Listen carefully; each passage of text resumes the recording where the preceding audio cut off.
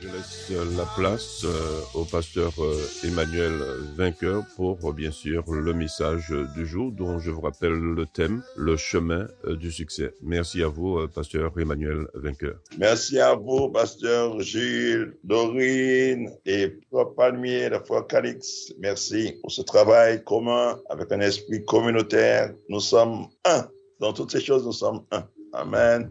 Donc, merci pour l'opportunité et que soyez bénis dans ce temps. Seigneur, je te donne toute la gloire, toute l'honneur, toute la louange. Je te remercie de ce privilège, de cet honneur que tu nous fais d'être réunis ensemble. Et nous savons que tu te tiens là au milieu de nous. Tu es avec nous, tu es pour nous. Et tu nous bénis dans ton amour. Tu nous regardes et tu vois le sang de Jésus.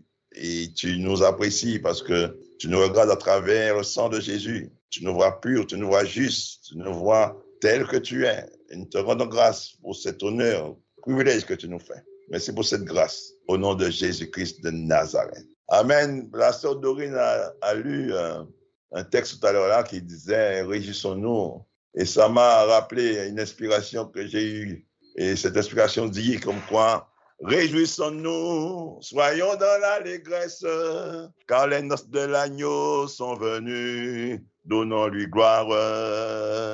Alléluia, nous qu'avons monter rejoindre Jésus. Alléluia, nous qu'avons monter rejoindre Jésus. Réjouissons-nous, soyons dans l'allégresse, car les noces de l'agneau sont venues. Donnons-lui gloire. Hey. Oh, béni soit l'Éternel. Je veux garder ma paix, je veux garder ma joie, parce que le Seigneur est le Dieu de toute paix et de toute joie. Il nous recommande de nous réjouir, parce que lui, il sait qu'il nous a déposés dans un cocon.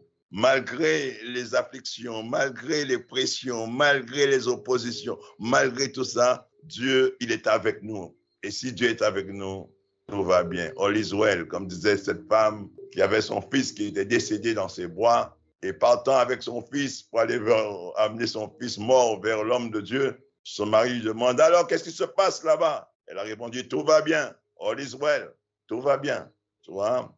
Nous sommes de ces personnes qui, même devant la mort, nous ne sommes pas tremblants. Nous connaissons la vérité. Le monde ne connaît pas, mais nous connaissons.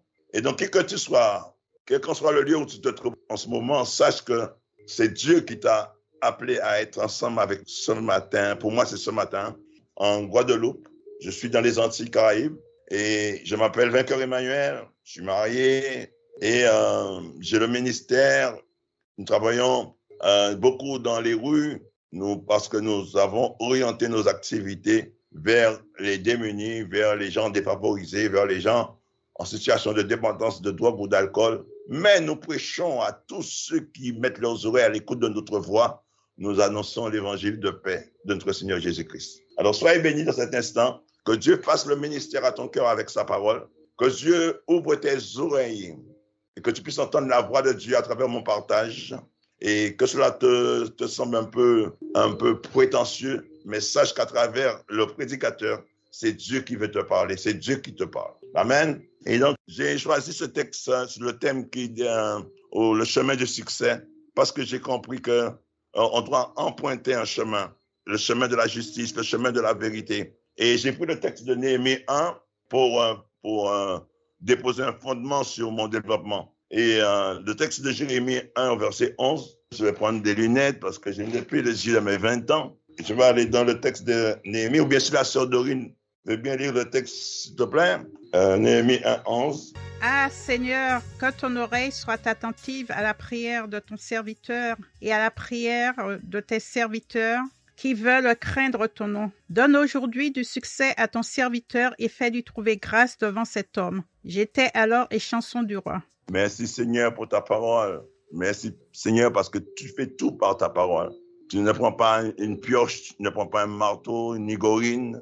Tu ne prends pas, Seigneur Dieu, je ne sais pas quoi d'autre, de la technologie, mais tu prends ta parole, Seigneur. Alors donne-nous que cette parole que tu nous donnes soit en bénédiction pour la nation, pour tous ceux et celles qui vont entendre ta voix ce matin. Eh bien, pour commencer, il faut que tu puisses comprendre que Néhémie était un homme comme toi. Et dire, Néhémie était un homme comme toi, un homme lambda, un homme ordinaire, mais en même temps un homme extraordinaire, parce que c'est un homme selon le livre de Néhémie, c'était un homme c'était un laïc, c'était un fonctionnaire. Il travaillait pour le roi Artaxerxès parce qu'il était déporté en Perse. C'était un homme de Juda. Donc, il connaissait Dieu, là, le gars, il connaissait Dieu.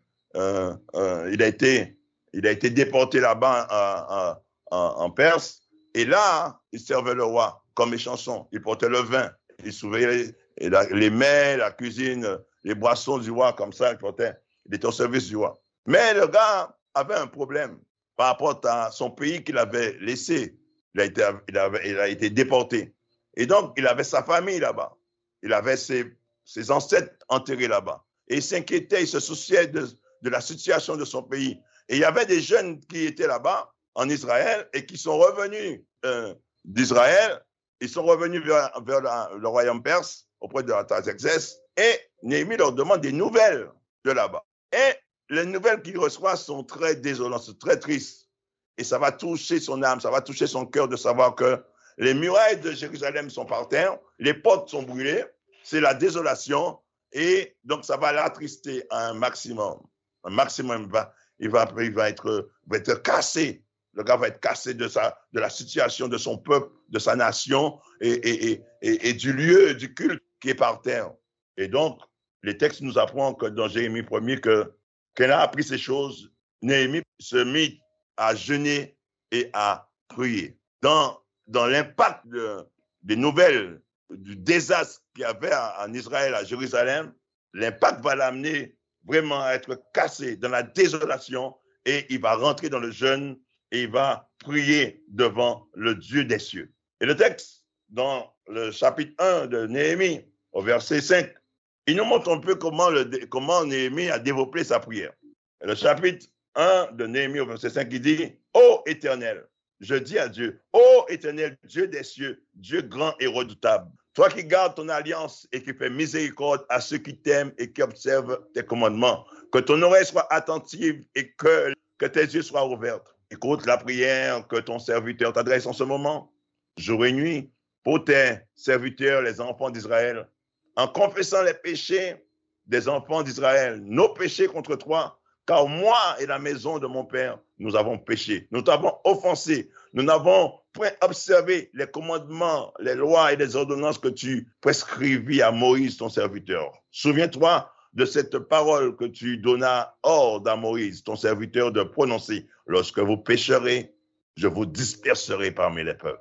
Mais si vous revenez à moi et si vous observez mes commandements et les mettez en pratique, alors, quand vous serez exilés à l'extrémité du ciel, de là, je vous rassemblerai, je vous ramènerai dans le lieu que j'ai choisi pour y faire résider mon nom. Ils sont tes serviteurs et ton peuple que tu as racheté par ta grande puissance et par ta main forte. Ah Seigneur, que ton oreille soit attentive à la prière de ton serviteur et à la prière de tes serviteurs qui veulent craindre ton nom. Donne aujourd'hui du succès à ton serviteur et fais-lui trouver grâce devant cet homme. J'étais alors échanson du roi. Amen. Eh bien, je vais vous donner une anecdote. Il n'y a pas longtemps, dans la semaine, je suis invité par mon frère de le rejoindre. C'est mon aîné. Il est un peu malade. Il devait aller voir le médecin. Mais l'ambulancier lui a dit, il faut que tu aies quelqu'un avec toi, qu'on puisse t'amener là-bas. Et donc, j'ai pris rendez-vous avec mon frère pour de le rejoindre avec l'ambulancier. Et quand je suis arrivé là, j'ai échangé avec mon frère, prenant ses nouvelles. L'ambulancier est arrivé. Et l'ambulancier lui dit, bon, monsieur Vainqueur, je vais vous mettre assis sur le fauteuil et on va vous transporter dans l'ambulance. D'accord? Et mon frère, c'est un vainqueur, hein? Pardonnez-moi. Le gars, il est costaud, il est grand. Malgré l'âge qu'il a. Et il dit à ce petit garçon ambulancier, attention, hein, je suis lourd quand même. Hein? Ah, le monsieur lui dit, ah bon, c'est pas un problème. Vous faites ce que je vous dirai. Relâchez-vous. Restez tranquille. Relâchez-vous. Et laissez-moi faire. Ne faites rien. Et il met sa jambe entre les deux jambes de mon frère et moi, j'observe ce qu'il dit et j'observe ce qu'il fait. Il met sa jambe entre les jambes de mon frère. Il se penche vers lui. Il fait passer ses deux bras sur les deux aisselles de mon frère. Il attrape ses deux mains dans le dos de mon frère et dit, bon, tu fais rien, hein? On y va. Et en un clin d'œil, un battement de sourcil, il avait pris mon frère, il l'avait déposé dans le fauteuil. Et il dit à mon frère, alors, tu vois, tu n'étais pas si lourd que ça. Eh bien, figurez-vous, l'anecdote continue. on arrive chez le médecin. Et chez le médecin, l'ambulancier nous dépose et il dit, moi, je m'en vais vers un autre client, un autre malade. Et je reviendrai vous chercher dans 1h30. Alors, je suis introduit dans le cabinet du médecin et le médecin m'accueille. Il me dit, ah bon, c'est vous qui accompagnez M. Vainqueur? Je dis, oui. Bon, installez-le et moi, je vais préparer son dossier. Il me laisse tout seul avec mon frère. Et je connais comment mon frère est lourd. Alors, je n'ai pas paniqué. J'ai repris textuellement ce que le jeune homme avait dit à mon frère. Je me suis positionné tel que je l'ai observé, parce que j'ai cette attitude en moi, j'aime observer, je regarde. Et donc, je dis les mêmes paroles. Tu ne bouges pas, tu ne fais rien, laisse-toi faire. Et j'ai pris les mêmes gestes qu'il a fait. En 1-2, j'avais posé mon frère sous le lit et je l'avais allongé sous le lit d'auscultation. J'ai réitéré le geste quand il fallait le ramener dans le fauteuil à la fin de la consultation. Mais c'était d'une simplicité, d'une facilité. Pourquoi? Parce que j'ai écouté ce qu'il disait, le jeune homme, et j'ai observé ce qu'il faisait. Et c'est ça l'un des principes du chemin du succès. Écouter et observer ceux qui ont déjà de l'expérience, ceux qui ont déjà du succès de ce qu'ils font. Écouter des textes, lire des textes de Dieu, des textes de la parole de Dieu qui te conduisent à expérimenter ce que d'autres ont mis en place pour aller dans le succès. Néhémie, malgré un garçon lambda, je dirais comme ça, mais qui connaissait Dieu, il avait une pratique. Et face aux situations qui se présentaient devant lui, il s'adressait toujours au Père. Donc, un conseil, adresse-toi toujours au Père. Et on va voir comment il s'adressait toujours au Père pour les moindres détails de sa vie. Amen. Dans ce chapitre, on dit au verset 5 déjà, quand il a été touché par ce qui se passait, la désolation qu'il y avait à Jérusalem, il dit au verset 5, il dit, je me suis mis dans le jeûne et la prière et je priais Dieu et je dis, ô Éternel, tu vois, ce ne sont pas les paroles de Néhémie, c'est des paroles de Dieu que Dieu a inspirées à Néhémie. Et mon cher ami, tu peux prendre ces mêmes paroles aussi, ou bien le même schéma de paroles pour t'exprimer devant Dieu et rentrer dans le chemin du succès. OK? Il dit, ô Éternel Dieu des cieux, Dieu grand et redoutable. Il donne gloire à Dieu, il glorifie Dieu. Il dit, toi garde ton alliance et qui fait miséricorde à ceux qui t'aiment et qui observent tes commandements. Il ne commence pas, oh Dieu, vois comment les portes de Jérusalem sont à terre, vois comment je suis malade, vois comment je suis... Non, il donne gloire à Dieu, glorifie le Seigneur. Le schéma est simple. Et si tu prends le schéma et tu le mets en pratique pour toi aussi, comme Néhémie, tu iras de succès en succès. Que ton oreille soit attentive et que les yeux voient. Et on a lu le texte déjà. Et tu peux voir tout son déroulement. Et au moment, il rentre dans la phase où il confesse ses péchés, où il s'identifie au péché de la nation et du peuple. Il dit, Seigneur, nous avons péché contre toi, nous avons fait ce qui est mal. Et il dit au Seigneur aussi, dans le verset 8, souviens-toi, rappelle-toi, tu vois, cette chronologie des choses, tu peux le prendre pour toi à ton compte et développer ta relation avec Dieu et qui va te placer dans le chemin du succès. Amen. OK. Et donc Néhémie va continuer comme ça. Il va encore prier. Il va encore prier à chaque fois. Dans le chapitre 2, verset 4 du livre de Néhémie, on va voir qu'un peu avant, Néhémie, très attristé de la situation de Jérusalem, du temple, va se présenter devant le roi avec sa tristesse, son visage complètement flétri. Et le roi, connaissant son serviteur, que c'est un homme engagé et bien disposé à son service, et il faut souligner ça aussi, malgré qu'il était prisonnier, expatrié, travaillant de force, je peux dire, pour le roi Artaxerxès, mais il était dans la bonne humeur et la joie, et le roi appréciait sa présence, parce qu'il n'était pas toujours dans un moment d'accablement, malgré sa situation de prisonnier du roi.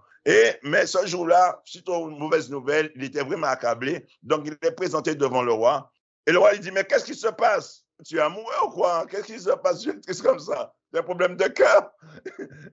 Il dit, roi, mais non, mon roi, c'est pas ça, c'est le problème de mon peuple là-bas, à Jérusalem. Les murailles de la ville de mes ancêtres sont à terre, les portes sont à terre, et comment tu voudrais pas que je sois complètement cassé, complètement attristé. Ah, le roi lui dit, roi, ok, d'accord. Au verset 4, le roi lui dit, mais que me demandes-tu, que puis-je faire pour toi? Parce qu'il appréciait beaucoup ce garçon-là. Regardez bien ce qui se passe. Je répondis au roi, que le roi vive éternellement. Comment n'aurais-je pas un mauvais visage? Tu vois, il donne gloire, il glorifie le roi. Il dit, oh, que le roi vive éternellement. Il est attristé, il est accablé. Mais il n'oublie pas d'honorer le roi à sa juste valeur de roi. Et comment n'aurais-je pas un mauvais visage? Lorsque la ville où sont les sépulcres de mes pères est détruite et que ses portes sont consumées par le feu. Et le roi me dit, que demandes-tu? Qu'est-ce qu'il dit? Je priais le Dieu des cieux. Le roi lui demande une question et il dit, je priais le Dieu des cieux. Tu vois, la prière est un point fondamental dans ta relation avec Dieu. Dieu t'appelle à prier sans cesse. Et il dit, et donc la prière, en fait, c'est parler avec Dieu. C'est communiquer avec Dieu, communier avec Dieu dans une relation d'échange. Il dit, je priais le Dieu des cieux. Le roi lui pose une question. Il ne répond pas au roi. Il dit, je priais le Dieu des cieux. Et alors, je répondis au roi. J'imagine l'audace du gars. Il est devant le roi lui pose une question. Il dit, je priais le Dieu des cieux. Je prends le temps de répondre au roi. Malgré tout l'honneur, tout le respect que j'ai pour le roi. Mais je ne peux me détourner du conseil de mon Dieu. Que dois-je répondre au roi, ô éternel Dieu? Parce que le grand roi, le roi des rois, c'est toi. Dirige mes pas, montre-moi le chemin à suivre. Conseille-moi, instruis-moi dans cette situation. Et donc, il se tourna vers Dieu, le Dieu des cieux. Et à ce moment-là, Dieu lui a communiqué la réponse et il dit, à ce moment, je répondis au roi, si le roi le trouve bon, c'est pas bon, j'ai besoin d'une aide pour aller reconstruire mon pays, j'ai besoin d'une autorisation pour voyager, et tu vois ma tristesse. Non, il a l'instruction de Dieu, il a le conseil de Dieu. Et comment il fait? Il suit le conseil et il dit, et je répondis au roi, si le roi le trouve bon, et si ton serviteur lui est agréable, envoie-moi en Juda vers la ville des sépulcres de mes pères pour que je la rebâtisse. Tu vois, l'attitude, la démarche, le style du comportement de Néhémie le place dans le chemin du succès, de la réussite. Et le cœur du roi ne peut que fléchir dans la direction de la volonté de Dieu. Parce que ce n'est ni par force, ni par puissance, mais par mon esprit, dit le Seigneur. Il est l'esprit de conseil, il est l'esprit de sagesse, il est l'esprit qui nous a été donné pour nous conduire. C'est merveilleux, c'est merveilleux. Cette situation dans laquelle que Dieu nous a placés à travers notre salut en Jésus-Christ. C'est merveilleux. Donc, tu pourrais même me dire, mais arrête-toi, pasteur vainqueur. J'ai besoin de donner mon cœur à Jésus. Tu pourrais même me dire, mais arrête-toi, pasteur vainqueur. Non, c'est trop fort ça. C'est trop sage ça. C'est trop puissant comme sagesse.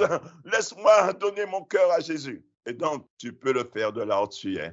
De là où tu es, si tu es à l'écoute de cette radio à cet instant même. Tu peux courber ta tête, tu peux te prosterner et dire, oui, Jésus, pardonne-moi la dureté de mon cœur. Pardonne-moi mon incrédulité. Viens dans mon cœur. Sauve mon âme, sauve ma vie. Instruis-moi comme tu instruis ton serviteur Néhémie. Et montre-moi le chemin du succès. Car je ne veux plus être dans la drogue, dans l'alcool. Je ne veux plus être violent avec ma compagne, avec ma femme. Je veux avoir la direction de mon foyer, de ma maison. Je ne veux plus être dans l'échec. Tout simplement. Tout simplement, il veut te conduire dans le succès. Alléluia. Amen. Cette chose, je travaillais sur le marché hier parce que je vends un gâteau à farine à fruits à pain, un moelleux fondant au chocolat. J'étais en train de vendre. J'étais bien toute la journée. J'étais bien. Je suis rentré à la maison. J'étais en studio d'enregistrement hier. Tout était bien. Mais hier soir, j'étais très malade. J'avais un problème dans mes intestins, je ne sais pas. Et j'étais très mal. J'ai dit à toi, tu veux m'empêcher de porter le message ce matin. Tu sais déjà. Et je suis resté serein. Je me suis dit, au moment de porter le message, tout ira très bien. Donc, c'est un moment important. Je me réjouis de ce que tu es disposé et que tu as disposé ton cœur pour recevoir la parole de Dieu, la parole vivante du Seigneur. Puis, dans le verset 2, il dit, je dis au roi, si le roi le trouve bon, qu'on me donne des lettres pour les gouverneurs. Si le roi le trouve bon, qu'il me laisse passer et entrer en Juda. Le roi donna à Néhémie ses lettres en verset 8. Et Néhémie dit, car la bonne main de mon Dieu était sur moi. La bonne main de mon Dieu était sur moi. On a besoin que la bonne main de Dieu soit sur nous. Et tu vois la démarche de Néhémie afin que la bonne main de Dieu soit sur lui, c'est qu'il s'adressait pour tout ce qu'il entreprenait, il s'adressait à Dieu en première partie. Il demandait à Dieu conseil. Et Dieu appréciait sa démarche. Et Dieu lui accorda ses faveurs. Regardez encore, c'était, comment dire ça? C'était son cheval de bataille, la prière, Néhémie. Regardez, verset 11 du chapitre 2. Il a les lettres pour voyager, le chemin dégagé, le chemin ouvert devant lui, la voie est ouverte devant lui, parce que la main de Dieu était sur lui, la bonne main de Dieu.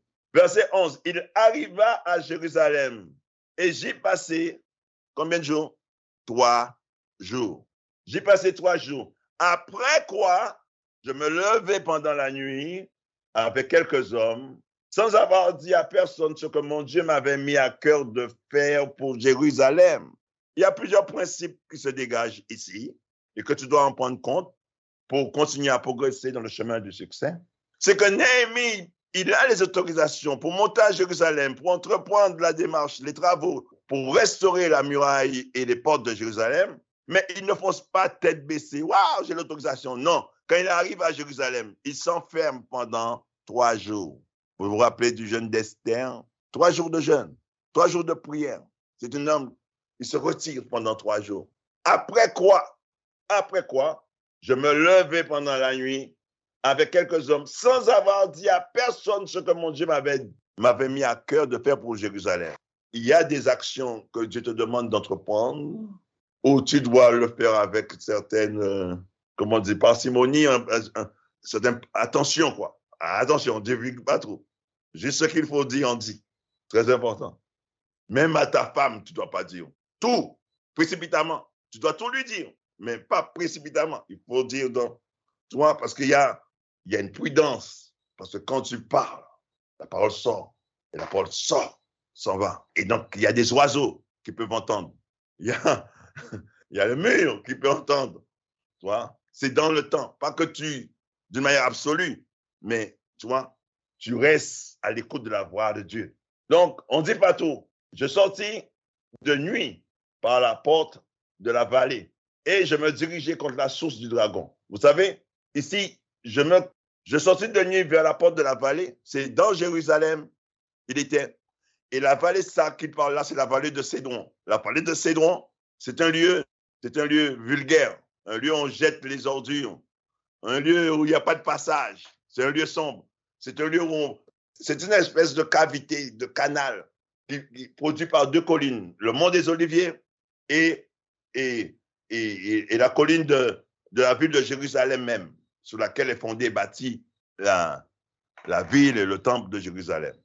Et donc, là, on appelle ça la vallée de Cédron. Et là, cette vallée-là, c'est un chemin qui n'est pas trop garanti. Donc, il ne va pas s'exposer à marcher en pleine lumière pour progresser. Il ne va pas trop se montrer. Il va choisir d'emprunter un chemin où il n'y a pas trop de mouvement, trop de circulation. Et il reste discret pour le moment pour préparer l'assaut de la reconstruction de la muraille et des portes du palais du culte.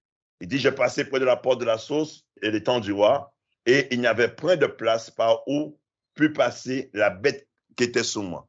Tu vois, c'était un peu accidenté. Il passait là. Alors, on va aller au chapitre 4. Le fait que Néhémie priait, il avait compris la nécessité d'être en communion, de s'enquérir de la direction, de Dieu, d'après le conseil de Dieu. Ça ne va pas faire que Néhémie n'a pas en face de lui de l'opposition, de contradicteurs, des empêcheurs de tourner en rond, de toutes sortes de manifestations et d'agissement de personnes mal intentionnées et qui devraient l'empêcher d'atteindre son objectif, qui était là. L'ennemi est là pour l'empêcher. Au chapitre 4 de Néhémie, lorsque Sanballat apprit que nous rebâtissions la muraille, il fut en colère et très irrité. Quand tu marches, comprends bien, quand tu marches dans le chemin du succès, de la réussite, l'adversaire va s'irriter contre toi, mais non pas il va s'irriter, il va être très irrité. Donc, tu dois comprendre déjà, ne pas être surpris pour ne pas avoir des réactions dans l'émotion. L'ennemi, la bande de Sanballat, il se moqua des Juifs et dit devant ses frères et devant les soldats de Samarie, à quoi travaillent ces Juifs impuissants? Les laissera-t-on faire? Les laissera-t-on apporter les sacrifices? Vont-ils achever? Redonneront-ils vie à des pierres ensevelies sous des monceaux de poussière et consumées par le feu? L'ennemi va te ramener à toucher ton estime de soi. Je suis celui qui vient de chez le roi Artaxerxès, j'ai des ordonnances, comment il me parle là? Non, il dit, l'ennemi va te rappeler la difficulté de la tâche. Il va t'amener à regarder, il va travailler pour t'amener à regarder. Tu n'as pas vu comment tu es en bas, tu n'as pas vu comment elle est partie, ton épouse, tu n'as pas vu, non mais laisse tomber, tu vois. Mais non, tu ne pourras jamais rebâtir cette muraille-là. Tu n'as pas vu le tas de poussière qu'il y a. Qu'est-ce que tu fais là? Tu vois, il va te ramener à que tu détournes ton regard de la capacité de Dieu. Que tu détournes ton regard de la puissance de Dieu, du pouvoir de Dieu. Pour que tu puisses revenir sur toi-même et dire, waouh, la tâche est grosse, oh, la tâche est difficile. Et donc, casser ton élan, casser ta progression dans le chemin du succès et ainsi te garder dans la défaite. Tobija l'ammonite était à côté de lui et il dit, qu'il rebâtisse seulement. Et si un renard s'élance, il renversera leur muraille de pierre. Tu vois? Et là, l'ennemi va faire en sorte que tu puisses ne pas apprécier ce que tu as déjà entrepris. Il va dévaloriser ce que, comme disait l'autre Zorobabel, ne méprise pas les petits commencements. Il va t'amener, il va vouloir te conduire à mépriser le petit commencement. Regarde, c'est seulement ça que j'ai déjà fait. Bon, ça va être trop difficile, trop compliqué. Il va te faire comprendre que c'est faible. Si un renard passe vite contre cette muraille va s'écrouler. Donc, et qu'est-ce qu'il fait là? Écoute, qu'est-ce qu'il fait Néhémie? Néhémie, dans le verset 4, le gars, il était très en avance quand même. Hein. Il a pris une 4-4. Néhémie 4, verset 4. Il a pris une 4-4. Néhémie 4, verset 4. Et qu'est-ce qu'il fait? Il met la démultiplication en marche. Il dit, écoute Dieu, écoute, oh notre Dieu, comme nous sommes méprisés. Fais tomber leurs insultes sur leur tête et livre-les au pillage sur une terre desséchée. Tu vois, Néhémie va pas, qu'est-ce qu'il n'a pas fait? Il ne s'est pas retourné vers eux, vers la bande Sanballat, vers la bande Tobija. Il ne s'est pas retourné vers eux. Mais qu'est-ce qu'on sera rencontré là? Muraille là, qui est tombé. Mais non, il ne s'est pas retourné contre eux. Regarde, il a fait comme si ses oreilles étaient bouchées et il s'est tourné vers Dieu. Oh Dieu, écoute-les. Ce n'est pas contre moi qu'il lance ses propos, c'est contre toi. Oh my God, qu'est-ce qu'il est. Tu sais, ce qui est grand dans ça ne vient pas de Néhémie. C'est Dieu qui inspire pour mener son combat. Et Dieu veut t'inspirer à toi aussi de la même manière qu'il a inspiré Néhémie. Il nous a donné le Saint-Esprit pour esprit de sagesse, d'intelligence, de science, de connaissance pour nous conduire dans toute la vérité. Et Néhémie dit, écoute, oh notre Dieu, nous sommes méprisés. Et quand l'ennemi te dit, waouh, toi tu dois faire comme Néhémie. Rappelle-toi l'anecdote. Je ne connaissais rien dans la démarche d'un ambulancier. J'ai observé et j'étais aussi fort qu'un ambulancier. Amen. Donc, au verset 9 encore, on va voir que Néhémie, au verset 9, il dit, nous priâmes notre Dieu et nous établîmes une garde jour et nuit pour nous défendre contre leurs attaques. Nous priâmes notre Dieu. L'ennemi attaquait continuellement pour casser la manœuvre, pour casser les travaux, pour bloquer les travaux. Et au verset 9 du chapitre 4, on voit que Néhémie dit que nous priâmes notre Dieu et nous établîmes une garde jour et nuit. On n'a pas arrêté le travail.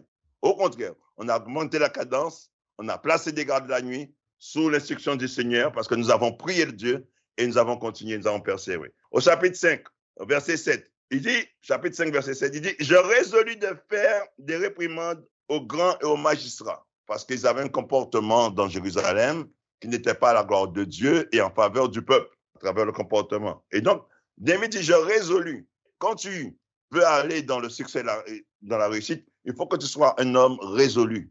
Il faut que tu sois résolu dans tes choix, dans des décisions que tu dois prendre et défendre l'honnêteté, la justice. Néhémie était entreprenant. Dans ses résolutions, les diverses résolutions qu'il a prises, il a pris la résolution de travailler à la restauration de la muraille de Jérusalem et la reconstruction du temple. Il n'a pas attendu sur les autres. Un homme est un homme d'attaque, un homme d'action. Et toi aussi, moi, quand j'ai voulu quitter la drogue, j'ai dû commencer à choisir de me prosterner. Tu dois choisir de te prosterner. Dis, bon, qu'importe ce que diront les gens et les autres, je me prosterne. Je fixe mon regard vers l'Éternel. Je me rends dans des réunions de prière. Je vais dans la maison de Dieu. Et donc, c'est très, très important que Dieu, tu suives le conseil de Dieu.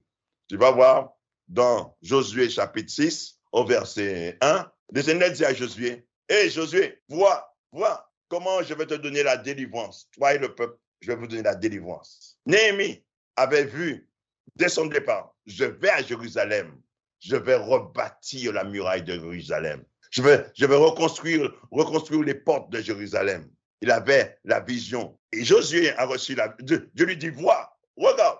Je sais pas. Et avant même qu'il entamait le poteau, c'était d'une manière surnaturelle.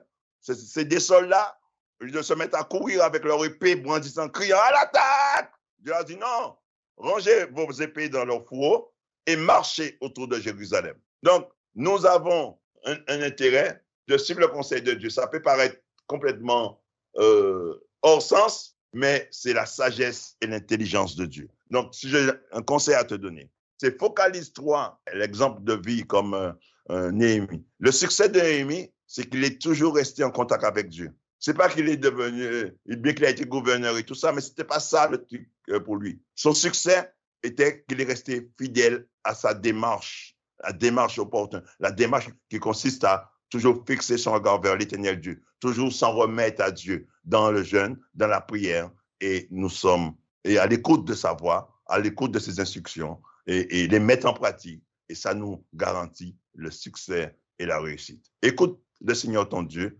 accomplis ses recommandations et laisse-les agir. J'ai dit à mon frère, oh, mets ta confiance. L'homme a dit, oh, mets ta confiance en moi et laisse-moi faire. Et comme une fétu de paille, il a été pris de son lit et déposé dans un fauteuil. Ainsi, le Seigneur veut te montrer comment tu peux marcher dans le succès et dans la réussite. Et il y a plein d'autres comme ça, plein d'autres auteurs, plein d'autres hommes de Dieu dans la parole de Dieu, dans la Bible, qui sont des exemples, des modèles pour atteindre ton succès et ta réussite. Tu as des problèmes dans le cercle familial, dans ta profession, dans ton voisinage, plein d'endroits, plein de niveaux de ta vie, c'est embouteillé, c'est compliqué. Remets-toi au Seigneur, soumets-toi à ses conseils et il agira. Le succès veut pas dire que tu auras plein de millions. Et spécifiquement, tu peux avoir aussi tout ça plein de millions. Je sais pas quoi. Mais c'est être stable, être serein, être dans le chemin de la paix, le chemin de la bonne humeur, le chemin où tu fais plaisir au cœur de Dieu. Que Dieu te bénisse. J'espère que tu as été béni et que tu as profité pour ouvrir ton cœur devant Dieu et donner ton cœur à Dieu. Que Dieu te bénisse. Que Dieu te bénisse. Merci, Pasteur Emmanuel Vainqueur. Juste peut-être prendre une question, celle-ci. En quoi l'attitude, le comportement, l'engagement, je dirais sans concession de Néhémie, demeure exemplaire pour nous aujourd'hui? La réponse, je l'ai donnée dans l'anecdote. Il y a une puissance, c'est un chemin tout tracé, c'est un modèle tout tracé. Et si tu utilises ça pour les différentes parties de ta vie, situation de ta vie où tu te trouves en difficulté, eh bien, ce sera bon pour toi, ce sera au bénéfice de ton bien-être. Donc, cela nous a été donné pour notre succès. C'est un témoignage qui nous a été reporté dans le livre pour notre succès. C'est comme si un code de route, quoi.